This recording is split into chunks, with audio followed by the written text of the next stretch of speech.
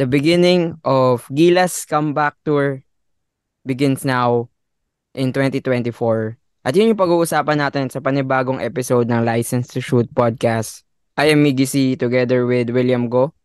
At ngayong episode na to ay meron kaming bagong kasama. Si Aaron the Sniper D. So yan, Aaron, kumusta ka naman? What's up, guys? So, thanks for having me. Sobrang honored ako dito para maging guest sa License to Shoot. Hindi nga guest eh. Tignan natin. Di ko pa alam kay Aaron kung ano Oo, eh. magiging kasama siya. Oh, ayun nga guys. So Oo. since yun nga, sige, ako na lang quick ano lang. Sige, Kasi guys, bahala. di ba, pansin nyo, parang halos once a week na lang kami nakakapag-record since yun nga, busy kami sa kanya-kanya mga day jobs, ganyan. Kaya, nagtawag kami ng isa, hindi naman siya yung booty call lang, no? Parang, we'll try to make it a 3-man and then mostly pwedeng silang dalawa lang, pwedeng kami lang ni Aaron. Basta we got him din kasi malaking tulong siya sa amin for the content that we give out to the viewers out there kasi syempre 'di ba since kami ni Wilmin parehas kaming nagtatrabaho and then si Aaron student pa siya sa Lasal din, hindi nag-aaral, hindi pumapasok, kaya madaming oras yan para sa amin. Gogo. Itong international ka dun, pre. Grabe naman Ka kayo. nun. Oo nga. Di Loko ako ka. nandito sa License to Shoot. Biglaan na ganun. Loko ka pag yan nagtampo, dalawa ulit tayo. Pero yun, formality, Joke lang yun. ano tayo, Oo. informality aside muna. Sino nga ba si Aaron D Oo, ikaw muna? ba? Before we go to our Gilas episode, sino ka ba? Pakilala ka muna sa Sa sa mga mga ating viewers natin. sa viewers. Okay, so, my name is Aaron D. Yun na nga. I'm a student ngayon sa Lasal. 121 ako. Basically, batch 2021. And yun, nakilala ko si Miggy tsaka si William dun sa masterclass namin. Kasi we're doing the same thing, sports broadcasting, ganon, same nature of the job. So, yun, nagkakilala kami doon. I found out na they had a podcast, usap-usap kami. And then now, yun, napag-guest ako dito. Hopefully, makaguest ako, in the coming episodes. Pero yun, I'm gonna be joining everyone today para to talk about what we're gonna talk about today. So yun, ayun si Aaron D, well, siguro for now, guess, pero syempre, di ba, we hope na regular, makasama na natin si Aaron sa more episodes sa ating podcast. Now, let's begin with our episode. Ito yung muling pagbangon ng Gilas kasi last World Cup, medyo nalugmok tayo. Di natin na-reach yung goal natin. So, this time around, ano ba yan? New start, a fresh start. And yung pag-uusapan natin kung paano makakabangon muli itong ating koponan na minamahal. And to start off, ano ba yung sige, si Aaron muna. Yung ano muna natin, yung syempre this is 2024, start of the year. Meron tayong bagong mission. So ano yung mga saan sasabak tong Gilas for their Well, new start? yeah, actually, as binanggit mo nga, 2024 nga, New Year. So, ngayon may bagong pool na ng players, bagong coach. So, bagong system yan. And just to mention nga, i-rundown ko lang yung mga players ng Gilas ngayon. Dun sa Final 12, it's Scotty Thompson, TJ Perez, Dwight Ramos, Junmar Fajardo, may Chris Newsom, Calvin Oftana, Jamie Malonzo, Kevin Kiambao, Kai Soto, Carl Tamayo, AJ Edu, tsaka si Brownlee. So, ito yung Final 12 nila for the up-and-coming qualifiers nitong February. Tapos, may bago rin silang head coach na permanent daw, sabi. So, yun na nga si Tim Cohn. So, from the 12 naman, gusto ko naman siya, agree naman. And sa mga fans naman nakikita natin on social media, like most of them, agree din naman sila dun sa 12. And sa coach, mas lalo na sa recent performance ni Tim Cohn dun sa Asian Games na napa-champion niya, di ba? So yun, that's basically the start of the new era for Gilas Pilipinas, ganun. Ikaw, William, what would you want to add with sinabi ni Aaron? Yeah, actually, yun, in favor din ako sa bagong program na binibuild up ng national team ngayon, especially ba si Coach Tim. He emphasizes continuity in the past few years. Yun ang kulang sa atin continuity na parang at first some programs look promising and then may biglang i-revamp especially at times na papalapit na yung ano natin, yung competition, yung major competition, may it be the World Cup or yung kahit yung simple Asia Cups lang, 'di ba? So now na si Coach Tim, obviously he's loved by the basketball community. Laking tulong siya. And yung ano rin niya is yung pinaka gusto ko as to why Coach Tim is gonna be the who would spearhead the strategies is siya yung parang he focuses more on or parang hindi it's his system may not be that Euro pero it has the principles such as ball movement, player movement, di ba? So doon natin nakikita na mas ano sila parang as one unit mangyayari yung at least the way they play. Ikaw, Aaron, yun nga, napag-usapan ni William, Coach Tim. Ikaw, do you want to add more with about Gilas acquiring Coach Tim for the 4-year program? Actually, gusto ko yung pag-acquire kay Coach Tim kasi yun na nga, as binanggit kanina, hanggang 2027 World Cup in Qatar si Coach Tim. So, ang plano niya talaga dito is itong 12 niya, ito na yung magiging 12 niya until the World Cup. Binanggit niya. So, may mga konting tweaks daw, konting changes, siguro 1 or 3 players, ganun lang. Pero gusto niya yung core is gonna stay intact.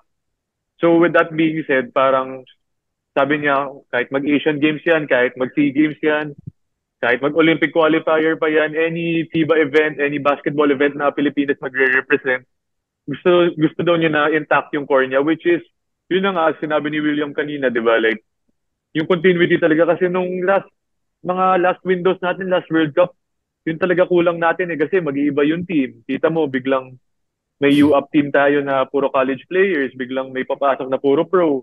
Meron naman puro B-League na team, di ba? So like, ang gulo like, nandun yung core, nandun yung like talent ng mga players. Pero pagdating sa like chemistry-wise, yung mga plays, dun talaga tayo nahihirapan. Tapos pabago-bago ng system. Kita mo, di ba, there was a time na si Coach Chot yung coach. Biglang lumipat kay Coach Nenad. Bumalik na naman kay Coach Chot, di ba? Nung sa start pa, si Coach Tab, di ba? So, paiba-iba talaga and kaya hindi masyadong maganda yung performance natin in the past.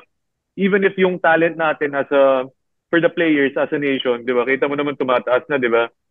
So yeah, that's basically it. Mas gusto ko yung ginagawa nila now. Sana mangyari talaga yung sinabi ni Coach Tim na tuloy-tuloy para yun na nga yung continuity is mangyari.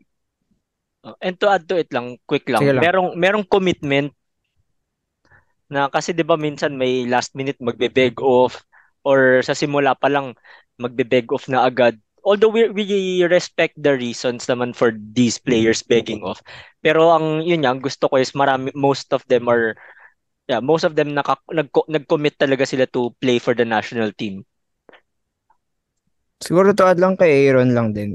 Yung continuity issue or like something na concern last time, feeling ko ang nag-manifest lang yun yung kay Coach Nenad and kay Coach kay Coach Chot na switch sila sa isang window.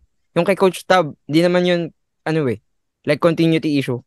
Umalis kasi siya, kaya talagang nasira yun, di ba? Like, naiba yung flow, pero yung Nenad and Chot, dun yung medyo, parang, pwede naman si Coach Chot, di ba? Pero kinuha niya pa si Coach Nenad, so, tingin ko dun yung dun yung medyo continuity issue. Although, feeling ko, last year din naman may tinatry na something bago yung Gilas. Kasi nga, daming fans na may clamor about the program itself. And now this one, new start, I think a lot of Gilas fans medyo positive yung pagtingin nila dito sa bagong simula. Knowing na si Coach Tim nga yung nagbigay sa atin ng first ever, di ba? Gold sa Asian Games. First in 61 years. First in 61 years. So, definitely an achievement na sobrang hirap tapatan or sobrang gandang makuha for the Philippines and even for Coach Tim. So, yun. And yun din, yung championship natin nung Asian Games, parang it also sparks some hope na from doon tayo magpipick up towards building a better program. So yun, and yun, to pick it off, Gilas now 2024 with a new program. Pero sabi ni Aaron kanina, yung plan ni Coach Tim talaga is to have a roster na merong core. So, given dun sa ating first release ng 12 players, sino sa tingin nyo dito yung mga magiging core ng Gilas for the future? Si Aaron muna. Well, actually, para sa akin, di ba, kasi keyword on future, di ba? Mm. So, marami actually ang feel ko kasi it's only 2024 now. So, 2027, medyo matagal pa yun. And Wait lang. tinignan ko, Sorry. yeah, Tatanungin ko kayong dalawa, very quick lang. oh, Meron ba kayong alam or merong na-release na something about na sinabi na ito yung core ng Gilas or etong pag-uusapan natin is based on our speculation. Feel ko speculation lang to kasi So ang wala pang oh, clear na oo. sinabi. Yun lang, speculation lang naman natin to. So, yun nga, ang narinig ko sa isang interview ata, na basta sinabi ni Coach Tim na, 'di ba, parang ito yung parang ito gusto niya yung pool na to for long-term commitment na. Pero hindi pa confirmed na. Ito na talaga hanggang World Cup. Okay, so yun. Aaron, sorry. Going back dun sa thought mo kanina. oh, yun na nga. As I said, di ba, keyword future. So, meron akong tinignan dito yung mga ages ng mga players and ito yung ibabanggit ko kasi ang kasali dito si Fajardo, si Brownlee, si Thompson, tsaka si Newsom. And actually si CJ Perez din. By 2027, ito yung mga age ng mga players na to. Fajardo's gonna be 37 by 2027. Brownlee naman 39 na. Si Thompson magiging 34. Newsom 37 na. Si Perez naman 35. So, pwede pa yung mga 35, di ba? Yung 34. Pero, pag tinignan mo si Fajardo or even si Brownlee, di ba? 37 and 39 na. So, maybe right now, pwede pa sila, di ba? For the up-and-coming windows, kahit hanggang next year. Pero, once we hit that 2027 mark, di ba? Di mo sure kung like, naglalaro pa sila Junmar, like, retired na ba sila, or kaya pa rin nila makipagsabayan sa mga bata na, of course, di ba, yung maglalaro sa World Cup is yung mga best players of the best countries in the world, di ba? So, yun na, with that being said, maybe, feel ko siguro si Justin Brownlee, as much as all the fans love him, and I also love him kasi sa mga past performance niya nung feel ko we're gonna need to change Justin Brownlee by the time we hit the 2027 World Cup. Pati si Junmar din siguro ba, need na rin palitan. Tsaka si Newsom din, 37 na rin siya by that time. And ang dami naman nating mga talented guards na pwedeng mag-step up in place of those guys. So yun, ikaw, William. Yung akin din kasi, ang feeling ko lang Wait lang. Sige, go lang. Sinabi kasi ni William, ni Aaron na keyword is future. So agree ka ba dun sa sinabi niya na yun nga, yung sa mga case na sinabi niya about dun sa players na Yun yung sasabihin ko na parang ito feeling ko lang sa akin lang to, like the way I see it lang. Siguro yung mga vets, yung aging vets, like you mentioned, Justin Brownlee, CJ Perez, Scottie Thompson, Chris Newsom, etc. Para sila yung feel ko sa ngayon, sila yung magiging veteran mentors sa lead up veteran sa mga young ones like sina Carl, KQ, AJ, Dwight, and si Malonzo. Kasi sila yung parang for me youngest sa team na to. And Calvin pala, which by the way si Boss Al Francis impressed kay Calvin of Tana. Napapanood ko sa mga interviews. So yeah, they would provide leadership, mentorship, veteran mentorship. And then come 2027, 'di ba? Parang feel ko sila yung mga young guns ngayon. By that time, by 2027, sure naman ako prime na nila yun eh. 'Di ba? So parang doon nila parang when yan, prime na nila, sila na magiging core pieces of the team. Tapos siguro if age would come at them, 'di ba? Magsi-step back na sila, ipapalit sa kanila na mas bata. Sila yung magiging perfect complementary pieces for the stars na ibini-build up nila sa ngayon. Oh, so actually wala naman problema sa sinabi nyo. Yun nga, yung mga local players din natin na pagdating ng 2027, tatanda. Nakamute ka pala, Aaron, feeling ko okay lang naman yun. Kasi kung Gilas 12 naman yan, come to 2027 World Cup, dahil yun naman talaga yung goal natin. Yung long-term goal as of the moment. Feeling ko okay lang naman kasi a team needs veterans din naman, di ba? Oo. Yung concern ko lang talaga, pero baka magalit sa akin si William. Pero anyway, O syempre, yung, ano, o yung HD Brownie, sabihin mo na. oo, kasi Oo. medyo, yun Hindi, yung pero na-bring di up ba namin ni Aaron oh, kanina, oh. triggered agad Pero si, hindi, pero nag-aano din si Coach Tim eh, 'di ba? Ah, Ewan ko if nabasa niyo yung press release, pero he's asking, 'di ba, parang nakikiusap siya na pwede i-consider for naturalization si Benny Boatwright, yung import ngayon ng SMP. So baka he could be a key ano, parang sa future nga nila.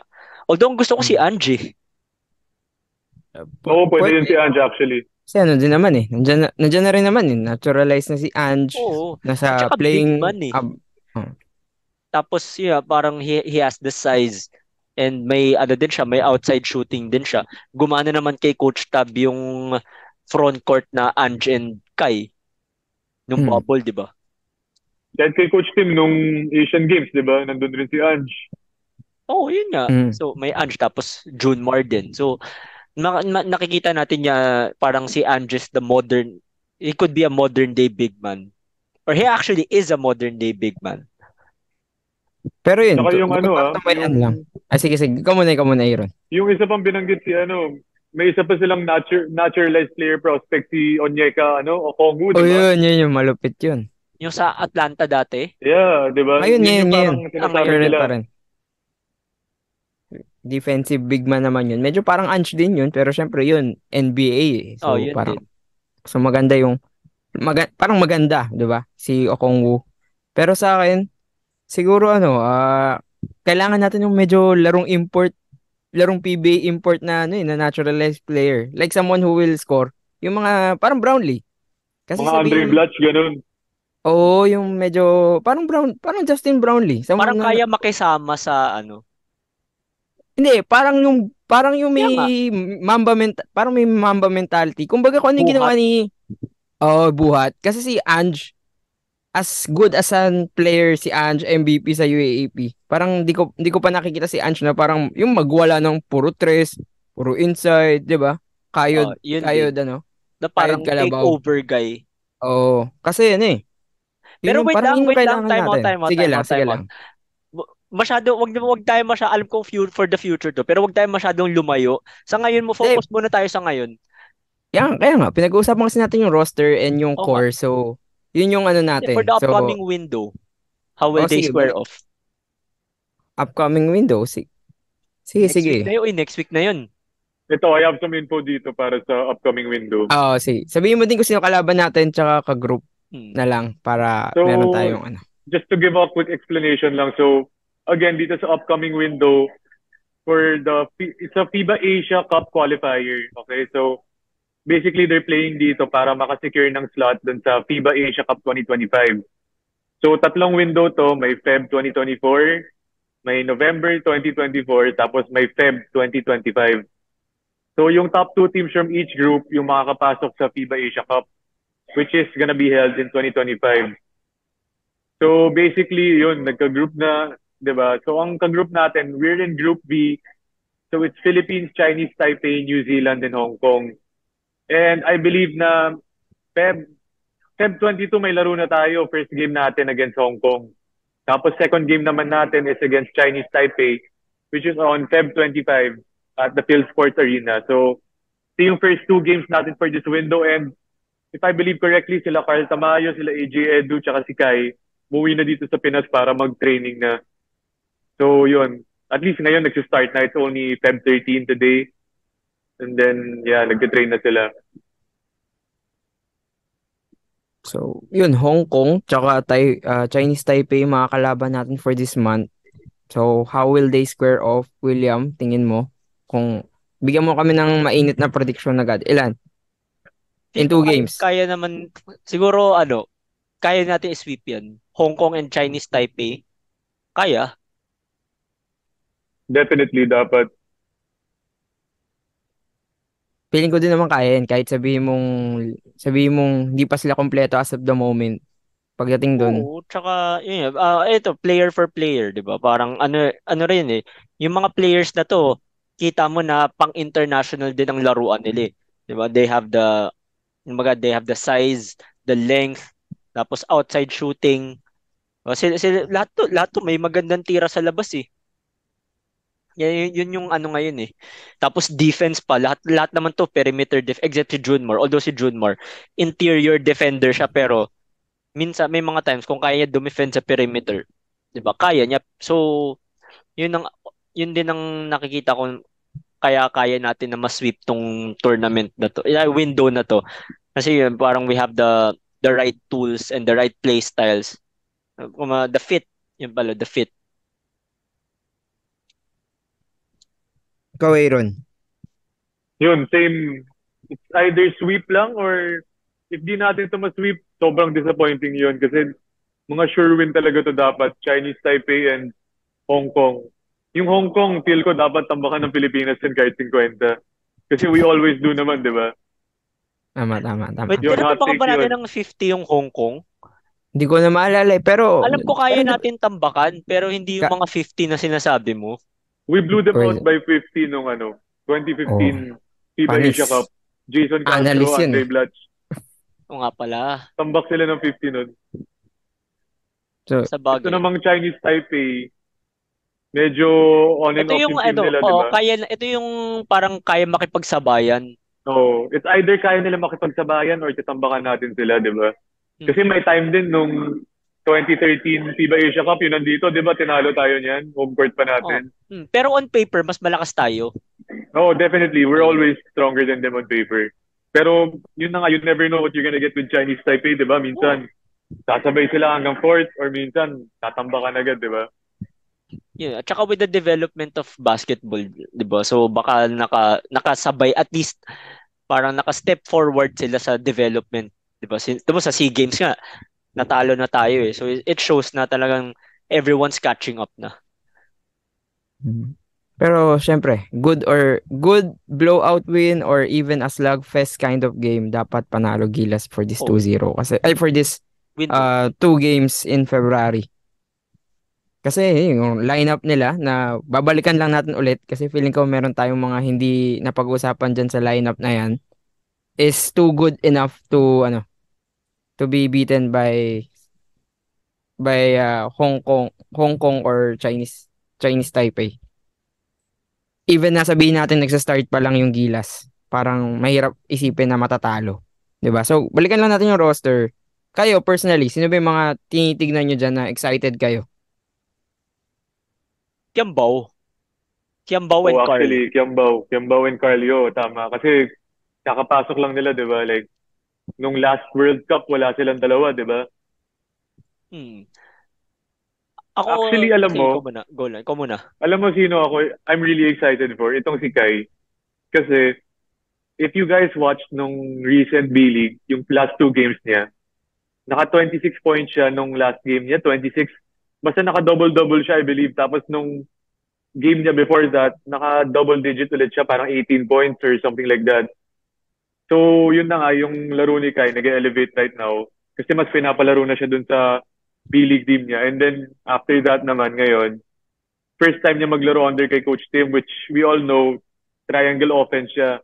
And nung nakita natin nung triangle offense dun sa Asian Games, it always runs through the big man dun eh. Kita mo dun sa may high post area or dun sa may elbow area, binibigay sa big man, di ba?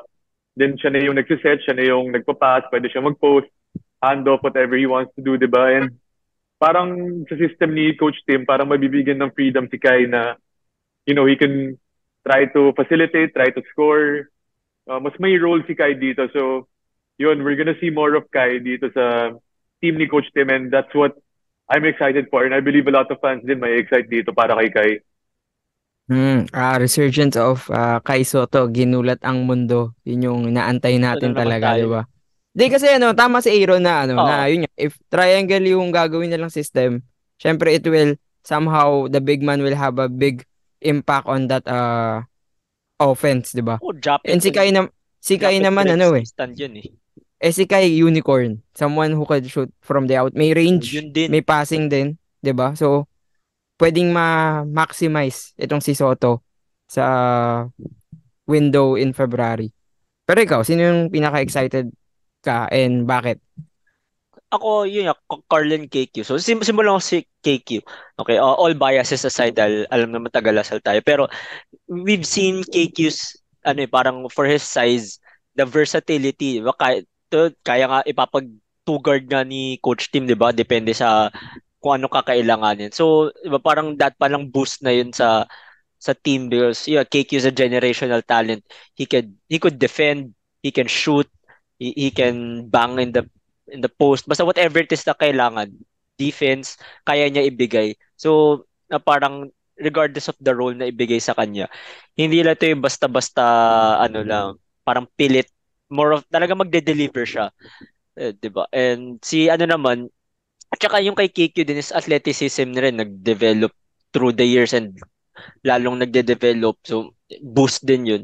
And then for Carl naman, di ba, may gulang siya. Aminin natin, may gulang siya.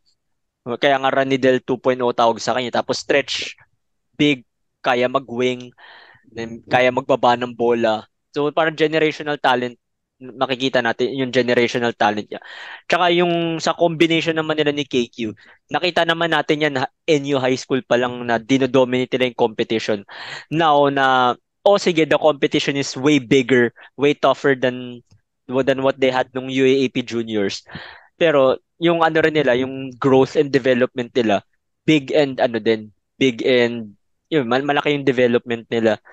Kaya kaya nilang they can go through such challenges. Kasi itong dalawa naman to, ito yung ano eh. Like high school standout, and now after ilang years in playing in the UAAP and in pros for Carl, eh talagang ano, promising players for the Philippines tong dalawang to. Pero tatanungin ko kayo, what will Kevin Kiambao play? Anong position? Kasi ano eh, alam naman natin yung talent ni KQ, yung height, tsaka yung kaya niyang gawin. Ang tanong dito is, ano yung tingin mong papalaro sa kanya ni Coach Tim? Well, sinabi naman ni Coach Tim sa press release na 'di ba nung tinawagan siya ni KQ to ask kung anong lalaroin niya. Ang sagot niya is kung ano yung kakailanganin sa kanya. So pwedeng ano 'di ba? Except point guard, yun lang yung hindi niya lalaro, 'di ba? Point guard. The rest 2 to 5 palalaroin sa kanya. So we can see how ano na parang bibigyan siya ni Coach Tim ng opportunities to play. Yeah, and either way, due to his versatility and the way he plays, makakaano si KQ, parang he will definitely deliver. Ikaw, Aaron, personal opinion, saan mo gusto maglaro si KQ for Gilas? Kasi knowing na kung totoong triangle system i-run, parang maganda, di ba? So, ikaw, personal opinion, tingin mo, saan bagay si KQ? Well, from judging kasi dun sa last performance niya or last tournament niya, yung sa Strong Group Athletics, di ba? Yung sa Dubai. Nakita natin kung paano sinokis ni KQ dun yung outside shooting niya. Parang, ang naging role niya dun is parang 3 and D siya, di ba? Like, puro catch and shoot, off the passes from sila Robertson, yung mga NBA players nila, di ba? Tambay siya sa corner, tambay siya sa wing. Puro catch and shoot, dami yung 3-pointer. So, with that aspect of his game na nagde-develop, parang, yun nga, okay na gawin siyang wing right now kahit 2 or 3. Kasi yun na nga, parang nade-develop na siya. International din naman yung tournament na Dubai, di ba? So, yun, parang kung nagawa niya doon, edi what more against mga teams in FIBA Asia, di ba? So, kaya din niya. So, yun, I want to see more KQ on the wings para mas ma-develop siya. Kasi sa height niya, di ba, he's around 6'4", 6'5". 6'6" daw. 6'7". Sabihin na lang natin 6'6". 6'7", Sabihin na lang natin 6'7". Madami kasing kwento eh. So, Minsan din pa sinasabi lagay pag lang natin sa 6'8". gitna. 6'6". Fun fact lang nung pandemic, Ah, ka-training ko yan si KQ. baka Nag-train talaga. kami sa Muntinlupa kasi taga Muntinlupa Mga yan si pala, KQ taga eh. Muntinlupa pala kayo. Oh, malapit lang yun I- sa akin, siguro 5 minutes away lang yan. iba ka, Under kay, iba ka talaga. shoutout pala Eh, kay Coach Jerry. Coach Jerry Andaleon, yun, we trained under him. Si Coach Jerry, taga Muntinlupa din. Yun, nag-training kami nila kay Q that time. So, yun. Yeah, really excited to see KQ play the 2 or 3 position. So, yeah. gusto ko lang sabihin na miss ko yung tunog na yun. Oo nga, yun din naisip ko eh. Guys, Lasal Pero, Bell pala yun pero Spoon. anyway, ayun, galing tayo sa usapang sino yung pinaka excited tayong panoodin sa Gilas this window. Punta naman tayo sa sino ba yung tingin nyo dapat nakasama sa Final 12 for Gilas. Ah, sige, ikaw muna, William. Ako, honestly, ito na to eh. Parang wala na ako ibang makita na, kasi kapag papasok ka ng player, since syempre Final 12, kailangan mo magtanggal ng isa. Eh parang for me, mga non-negotiables na yung mga yan eh. Hindi, magdagdag ka lang. Like, kunyari, Kahit sabihin sa natin pool, parang kahit Belga. pool, Oh, pool, sino yung okay, parang okay. gusto mong kasama Okay, dyan? okay, okay. Honestly, yung pinaka gusto ko kasi talagang player for international nandyan eh, si Calvin Oftana. Diba? So, siguro si Renz, let's say in a perfect world na kung saan, ano to, kung saan Mm, parang kukuha si coach team from B-League and Korea. Siguro si Renz. okay. Actually, ano lang. Medyo ano lang si Renz. Ba't ka gumaganon? O-order ka ba? Okay, okay, okay. So, si Renz ata injured eh. Di ba? Parang recovering. Oo, yun Kaya, din. kaya ganun. Oy, Aaron, hindi ko naintindihan yung sinabi mo. Kung umu-order ka ba ng bill o nagsistretch ka? Stretch? Stretch? Okay, sige, sige, sige. Anyway. So, yun nga, recovering si Renz. Sa akin naman, siguro, dalawa napansin ko dun sa lineup eh. I don't know if you will agree. First thing muna, parang kailangan wala tayong resident shooter. Like, Oh, yun RR lang. Pogoy. Oh, yun Wala, lang. Yun na din pala. I mean, everyone could shoot from the three. Oo, yung Pero pero parang Lip and paggilas Guy, down, uh, yung parang parang Larry paggilas Fonacier and Jeff down by Chan. two, walang wala tayong parang, sige, sa kanya na natin ipagkakatiwala tong tres na to. 'Di ba? Like everyone there could shoot pero hindi yung Jeff Chan level, Larry Fonacier I can or also put SJ Belangel for at least for a pure point guard man lang kasi ayun. well kasi binibase ko actually yung thinking ko diyan sa current Hinebra team ni coach Tim. So parang wala pa tayo yung who would play the LA Tenorio type of role. Scotty. Oh pero syempre, 'di ba? Iba pa rin pag hindi convert eh. Hindi ba parang syempre Scotty is playing Scotty sa Ginebra pero pagdating sa World Cup is playing like a pure point guard. Oh, yun din. Actually, pero minsan ano rin eh, parang may mga times na kailangan who would stabilize the same way na parang when we had Kiefer nung World Cup, Mm. wala tayo Okay. yung ganun. So kaya for me, SJ is the most suitable, especially may international experience siya.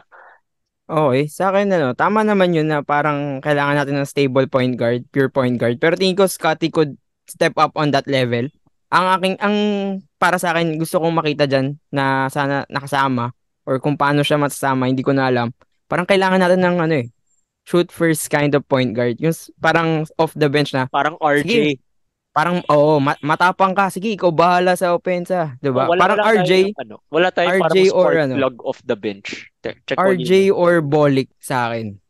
Actually, Ayun din pala Bolik si kasi fan Bolik. ako ni Bolik. Oo. Pero RJ, maganda din, malupit din yan si RJ nung kay Coach Tab eh. Hindi, So, yun din.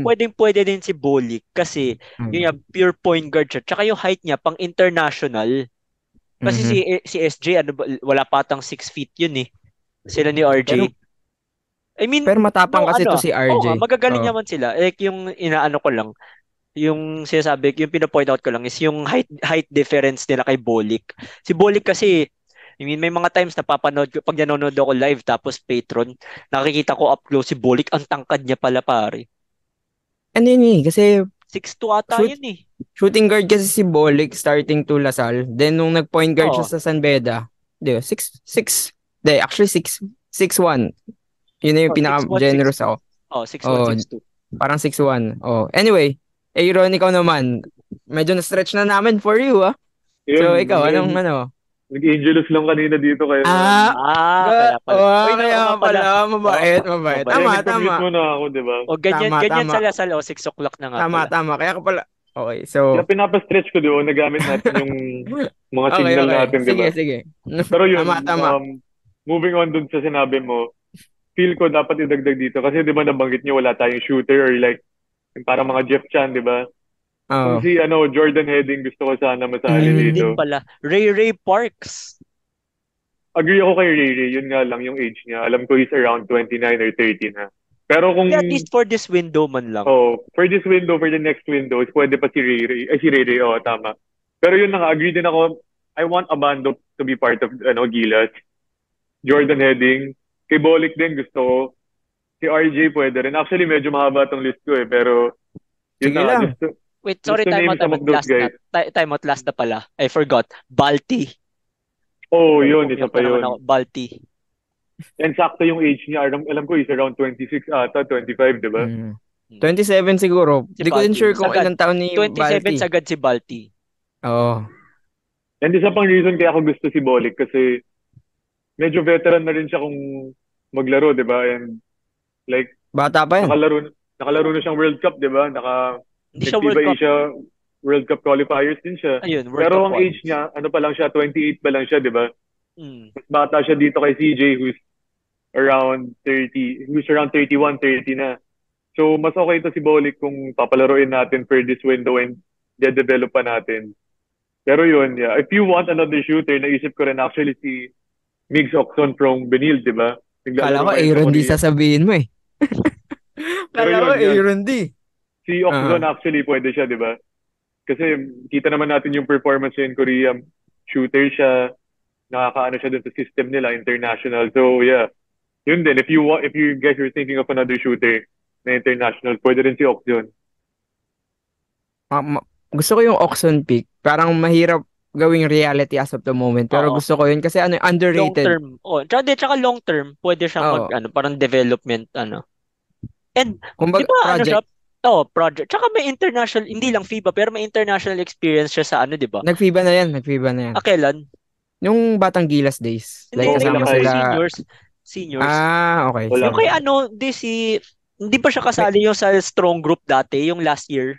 Parang kasama, tapos, syempre, nakapag-ano din yan, nakapag-Asia Basket din yan. So, like, international experience, meron na yan, tsaka, syempre, Korea eh. So, maganda na yung, experience ni Oxon sa international stage, or kahit sabihin natin, Asian international stage, o goods na yan, and pwede nga din siya talagang gawing project, or like, someone like underrated Gila shooter pick, diba? So yun, I think yun yung mga gusto naming sana makasama. Not this February, pero sana in the future. At least sa susunod, makapag-practice lang with the team. Diba? Biglang ma-call up ng Gilas. What if, diba? Baka naman. So sa mga nasa Gilas, kung mapadpad kayo dito sa episode na to, sana dinggin nyo ang aming hiling. Sheesh! Pero anyway, wait lang. Gilas Pilipinas, I think we have medyo na natin yun. Napag-usapan na natin yung Gilas roster, yung Gilas coach, and even yung window natin. Window natin sa February. Expectations natin for the window. Overall, to this new rebuilding program ng Gilas, papunta dun sa World Cup, ano yung kailangan natin tignan? Or ano yung gusto nyong makita? Si Aaron muna, si Aaron. Sige, ikaw muna. Ay, sorry Pero sige, si Aaron muna. Siguro for me, with the windows na upcoming, of course, expectation natin lahat as fans, diba? To make it to the World Cup to qualify, diba? Yun na yung pinaka-goal natin dapat. Pero, if we want to set a higher goal, try natin to be the best Asian team, diba? And I believe that's kaya. And when I say best Asian team, take note, hindi kasali dun yung mga Australia or New Zealand. Kumbaga, ang kasali lang dun yung mga usual Asian teams before the FIBA Oceania joined together, diba? Yung mga China, Lebanon, Jordan, Iran. Pati Iran, Japan. yung mga yun. Kailangan natin at least parang ma-contain natin yung pag-rise ng Japan. Kasi aminin naman natin o hindi, di ba? Japan, alam ko di sila nag-semis, pero di ba may na-upset sila ng World Cup? Finland. Di ba? Ayun, basta may... Tapos pasok sila sa sa Olympics. Olympics ang Japan. So, yun, parang at least dito, ma-contain natin yung pag-rise ng Japan in terms of yung rise nila sa Asian competition. Okay, so ikaw, William, ano bang dadagdag mo sa sinabi ni Aaron? So, biggest expectations is yun niya. Ako, hindi naman expectations, pero hope ang hope ko sana pag parang ito yung magiging yung parang sa atin sa team national team natin dito magsisimula yung continuity, and then wala less drama kasi aminin man natin o hindi, may mga factors even outside the team's control na nagkokos ng extra gulo. Yung mga outside factors na parang irrelevant naman or makakasira lang, 'di ba? Sana dito at least kahit papaano drastically mami-minimize natin yung mga or anything that could cause or could be detrimental to our national team program. Sa akin na lang, sinabi na ni Aaron simula pa lang continuity. So, sana yung 4 years papunta dun sa World Cup, ay, Asia Cup. Basta yung sa Asia Cup, di ba, after this windows, tapos yung World Cup na 2027.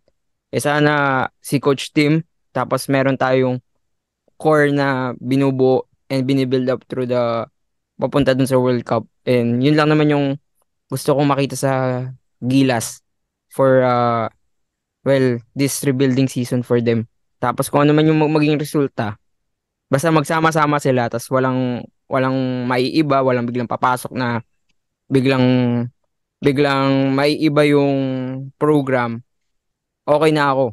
Basta makita natin in full 4 years, 'di ba? Yung itayo ni Coach Tim na program, yun yung isasabak natin sa World Cup. So okay na ako dun. So yun, any parting shots? Simulan muna natin sa bagong pasok muli na si Aaron D. So, I think yun yung end ng episode natin eh. So, anong gusto mong sabihin? Mga gusto kong Yun. batitin dyan? Yung maraming mga ano mo? Oh, Mga wag friends. na ano sa Friends. atin lang eh. Pang off the record yung mga ano eh. Mga friends. Sabi ko, mga friends. Ikaw talaga. Uy, Ikaw. magva-Valentine's Day ah. Ano Kaya lang, nga, mga okay. friends. Thank you lang ako yun. Thank you ako to William tsaka kay Miggy and License to Shoot podcast for inviting me here. Hopefully may nakuha naman kayo sa akin sa mga insights ko about Gilas Pilipinas. Yun, I just want to say na sana naman yung team natin ng Gilas mabot ng World Cup, make it as the best Asian team, and mag-improve tayo from yung mga nangyari sa past. Kasi yun na nga, I know yung mga Filipino fans, we know what our team is capable of, we know kung anong kaya natin. And yun, hopefully we can make that a reality. Kasi ako, lahat ng games ng Pilipinas na sa World Cup dito sa Pilipinas, I was present and puro talo yung nakita ko except yung sa China.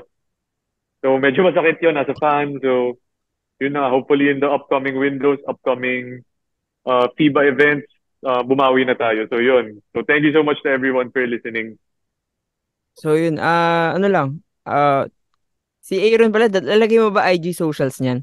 Oo, Hindi na. lalagay ko na Lalagay yan. mo yan. Pag ano, Oh, pwede nyong follow yan si Aaron. Isang follow niyo yan. idol yan. Malulupit yung mga basketball contents din yan pag ano, may interview. Oh, Ay, yun din. sports content pala. Hmm. So, yun. Ikaw, William, parting shots. Ako yun lang naman.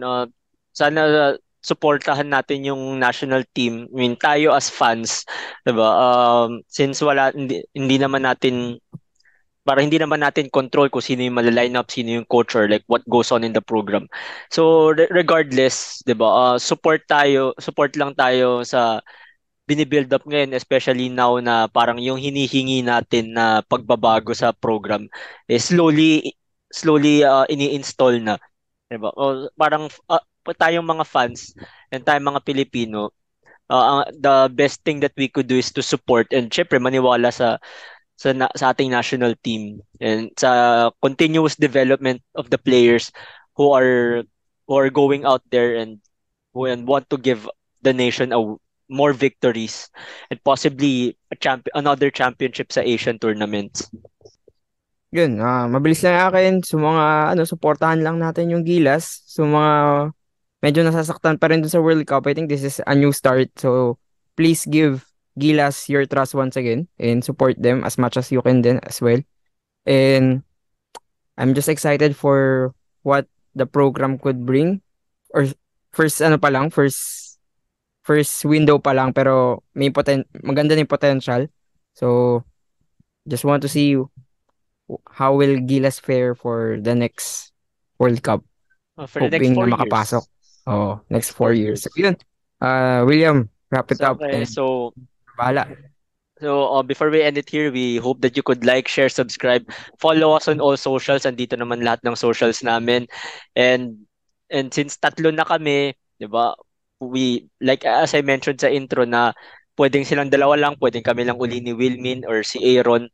Basta magkakaroon ng point, basta with the extra manpower, we will try to we'll try our best to try to our best to upload more contents and more kwentuhang basketballs since yun ang enjoy natin lahat.